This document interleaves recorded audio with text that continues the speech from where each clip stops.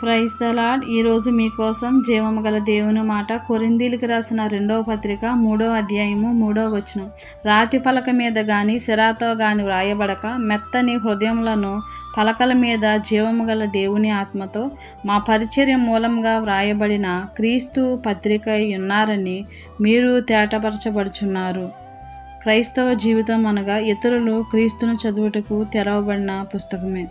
పరిశుద్ధ గ్రంథంలో చూసినట్లయితే పౌలు, పేతురు, యాకోబు, యోహాను, యోధా లాంటి అనేక మంది భక్తులు రాసిన పత్రికలు ఉన్నాయి. అయితే ఆ పత్రికలు అనేక సంఘాలకు, విశ్వాసులకు హెచ్చరికలుగాను ఓదార్పు కలిగించేవిగాను ఉన్నాయో, మన జీవితాలు కూడా అయోగ్యమైన జీవితాలకు హెచ్చరికలుగాను దేవునికి లోబడి ఉండమని, అదేవిధంగా వారికి సందేశాన్ని ఇచ్చే విధంగా మనం ఉండాలి. నేటి దినాల్లో క్రీస్తును గూర్చి ప్రసంగాలు, కష్టమైన సిద్ధాంతాలతో కూడిన బోధలు, విమర్శలు ప్రభువును అనేకులకు చేర్చలేకపోవచ్చు. అలాగనే అనేకులు వాటిని గూర్చి వినే అవకాశం లేనివారుగా కూడా ఉండవచ్చు. కానీ క్రైస్తవుడు తన జీవిత ప్రవర్తన ద్వారా ఇతరులకు క్రీస్తును చూపించగలడు.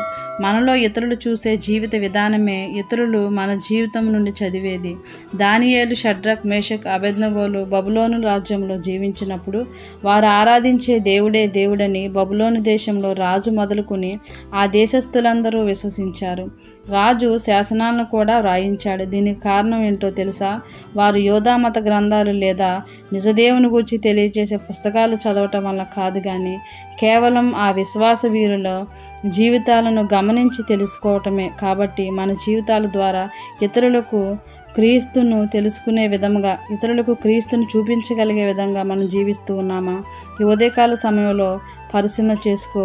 ఇతరులు మన జీవితంలోకి తొంగి చూసినప్పుడు క్రీస్తును ప్రతిబింబించే విధంగా నీవు జీవించు. ఉదయకాల సమయంలో దేవుడి కొద్ది మాటలను దీవించి ప్రతి ఒక్కరి హృదయాల్లో ఫలింపచేయునుగాక. ఆమేన్. ప్రార్థన. మా గొప్ప దేవుడు, పరలోకపు తండ్రి, మీ ఘనమైన నామమునకు వందనములు. దేవా, ఈ లోకంలో మీ కొరకు మేము మా జీవితం అనే పత్రిక ద్వారా మిమ్మును కనపరిచే భాగ్యమును మాకు అనుగ్రహించమని యేసుక్రీస్తు వారి నామములో ప్రార్థిస్తున్నాను తండ్రి. ఆమేన్.